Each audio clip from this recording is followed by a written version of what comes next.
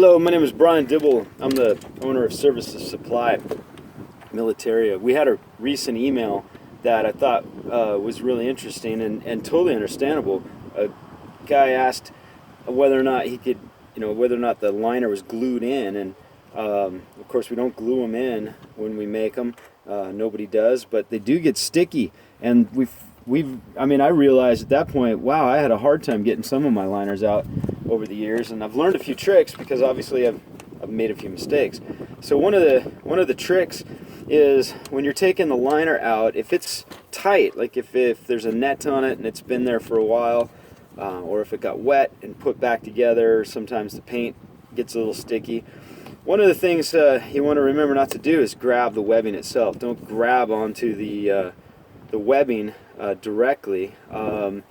Chances are nothing will happen, but if something does, you're out a lot of money, and it could cost you some time at an event. So once you take the chin strap off and unsnap it, at least in a paratrooper helmet, what I've learned over the years is to put my thumbs on the steel edge here, and you can go forward or back, and then I'll put my fingers down where the A washers are, and I actually put my fingers right against the base of the A washers, and then by putting pressure up on those A washers on both sides evenly and down on that pot with my thumbs, I'm able to pop it up and take it out.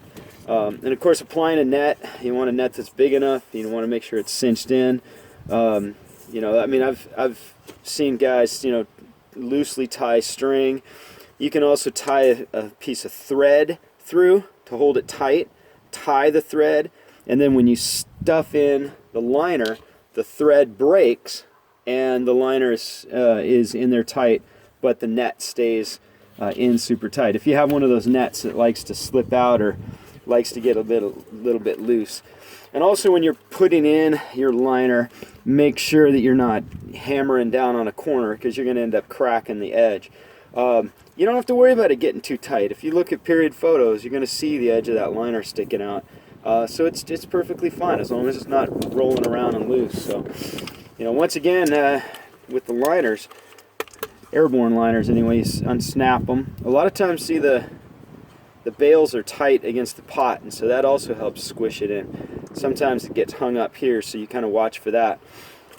But again, you pinch your fingers in there, get them in where these A washers are right here, so you're not putting any undue pressure on the webbing, and pop it up, and it should come out just fine if you're applying pressure to both sides. Sometimes you got to turn it around and do the back, and if you start in the back, it's sometimes easier because you can get at these A washers on the nape strap. And mostly it's just due to paint or a couple layers of paint. They get a little thick. You can see here how there's some scratches coming off on this liner, due to the tight fit, especially after they're repainted. But that's the trick for keeping the pot in good shape and getting that liner out to apply netting. We just recommend you take your time and do it gently. I wouldn't recommend a screwdriver in the front. That could poke a hole in the plastic liner.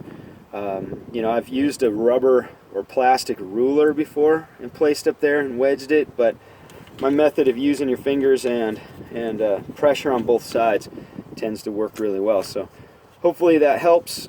Just another little trick of the trade, reenactor game. And thanks for watching, and have a great afternoon.